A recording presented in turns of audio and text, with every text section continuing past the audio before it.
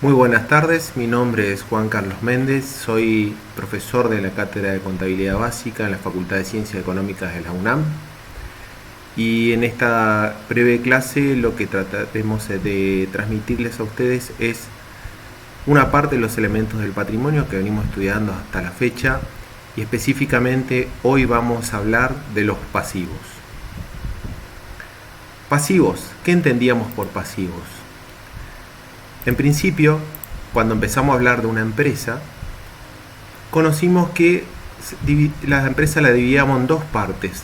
Reconocíamos dos elementos, que eran por una parte los recursos, aquello que obteníamos y que eran elementos necesarios para dar inicio a nuestra empresa y que era con lo cual iba a darnos toda la fuerza como para cumplir el objetivo en el cual se había propuesto esta nueva organización.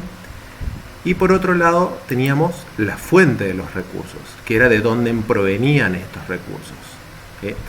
Esa fue la primera forma de identificar los elementos de una organización para empezar a hacerla más organizada y empezar a darle un requerimiento a todos estos elementos del patrimonio. De así fue que para cuando empezamos a hablar de contabilidad, específicamente de contabilidad básica, le cambiamos el nombre al recurso y a la fuente de los recursos. ¿Y qué nombre le asignamos? A los recursos le asignamos el nombre de activo. Y decíamos que los activos iban a estar conformados por bienes de la empresa y los derechos. Mientras que a la fuente de los recursos decimos dividirla en dos partes, porque reconocimos que teníamos dos fuentes de los recursos.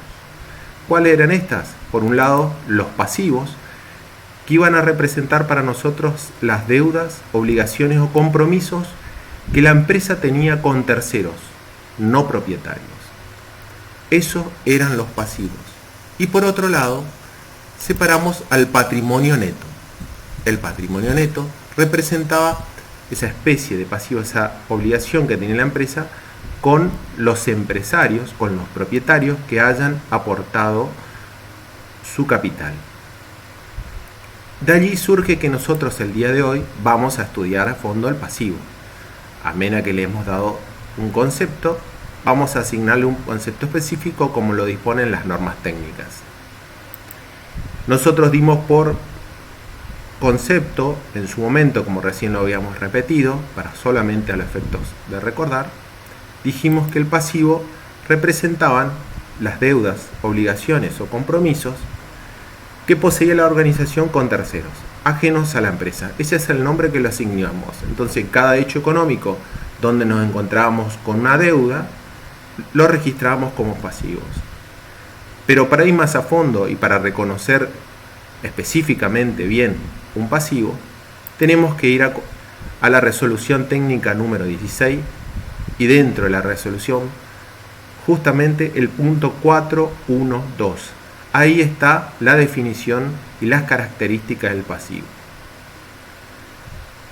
¿Qué dice esta resolución técnica número 16? Dice que un ente tiene un pasivo cuando, debido a un hecho ya ocurrido, está obligado a entregar activos o a prestar servicios a otra persona, sea esta física o jurídica, o es altamente probable que ello ocurra. Entonces, ¿de qué desprende de este texto?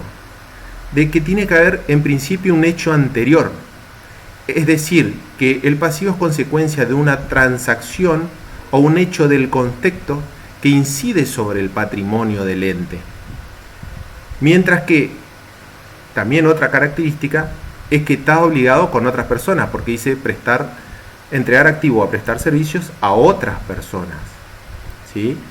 Y estas obligaciones con terceros, ¿qué tipo de obligaciones pueden ser? Y estas obligaciones pueden ser obligaciones de dar dinero o de dar bienes, o obligaciones de hacer, como de prestar servicios, o en su caso, hasta de prestar un espacio físico o algún bien que sea de propiedad del ente, ¿sí? Por otro lado, la cancelación de la obligación tiene que ser con la siguiente característica: tiene que ser ineludible.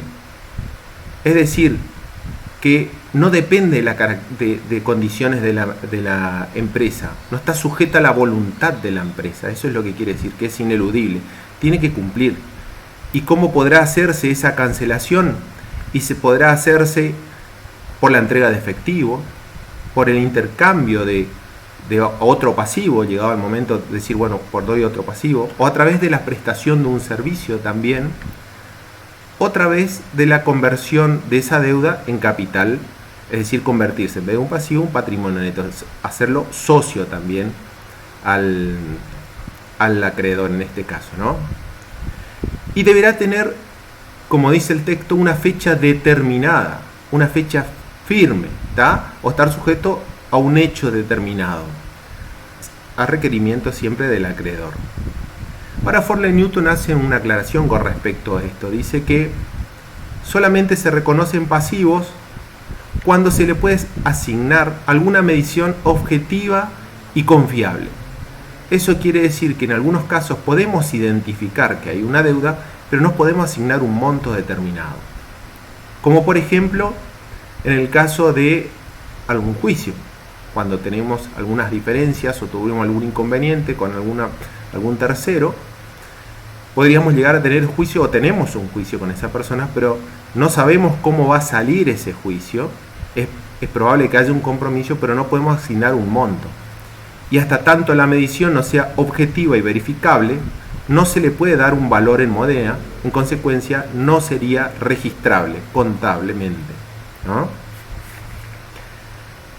En conclusión, también y adaptando estas obligaciones, considera todos estos pasivos tienen que ver con las cuestiones, todas las obligaciones siendo estas legales o las asumidas voluntariamente, ¿tá?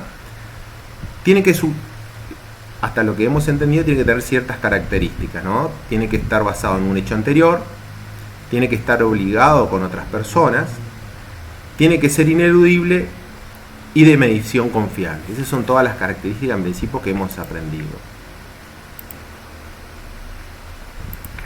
Entonces, ya hablamos de la obligación, que podría ser voluntaria o contractual. Si es voluntaria, ¿sí? Es decir, que significa que no hay una presión, no hay un dolo, una mala intención de otra persona que nos obliguen a tener un pasivo, ¿tá? Y por otro lado, dice que los pasivos no tienen que ver con el momento, no dependen del momento que se formalizan.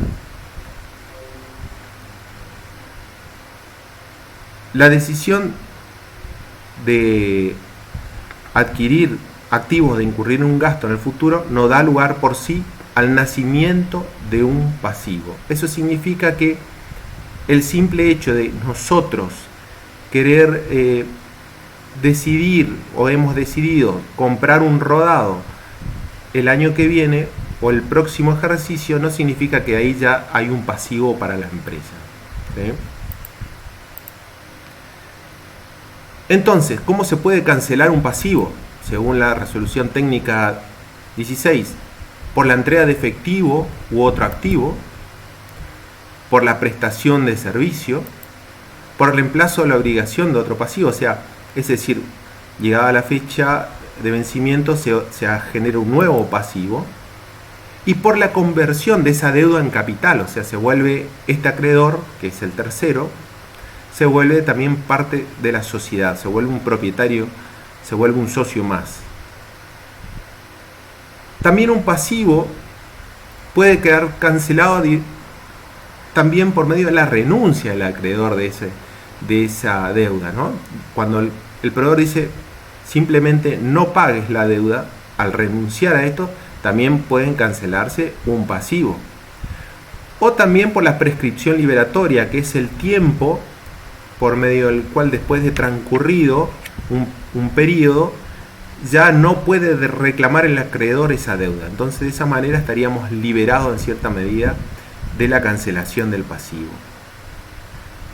¿Pueden los propietarios que tienen las características, los propietarios de ser parte del patrimonio neto, como lo habíamos mencionado, estar incorporado dentro del pasivo?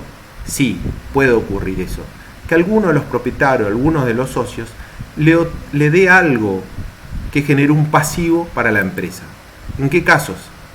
en que este propietario le haya vendido un bien o un servicio al ente.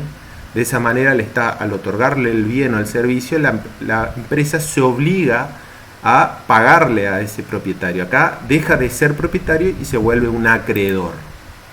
También cuando se le ha hecho un préstamo, ¿sí? El propietario no coloca su capital en carácter de que genere resultados, sino que otorga un préstamo, o son muchos socios y uno de los socios otorga un préstamo con ánimo que esa sociedad también le devuelva con los intereses correspondientes, ¿no? También cuando se da la distribución de ganancias, es decir, cuando se distribuyen las ganancias después de un periodo, los resultados del ejercicio, que son los resultados positivos más los resultados negativos, demuestran que hay buenos resultados y que se pueden distribuir entre los socios. Entonces ahí en la sociedad se genera una deuda, un pasivo en ese caso, ¿sí? En ese caso sería nuevamente un pasivo.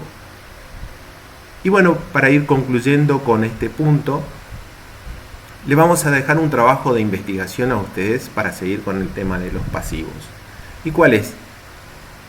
Que analicen o que estudien en la bibliografía que tienen en la cátedra todo lo relacionado a la clasificación de los pasivos. Por ejemplo, cómo se pueden clasificarlos según su forma de cancelación. Busquemos en el material cómo puede clasificarlo según el plazo de cancelación acordado, que verán que estar entre corrientes y no corrientes, lo que significan esto, lo que significa estos conceptos, y después los llevaremos a la práctica. Y otra forma de clasificación, entre otras, porque hay varias por analizar, según el grado de certeza de la obligación, ¿sí? Verifiquen cuáles son y que está todo esto detallado en la bibliografía correspondiente. Con esto damos por concluido la clase de pasivos y estamos a disposición cualquiera de los docentes de la cátedra de contabilidad básica para lo que necesiten. Muchas gracias por su atención.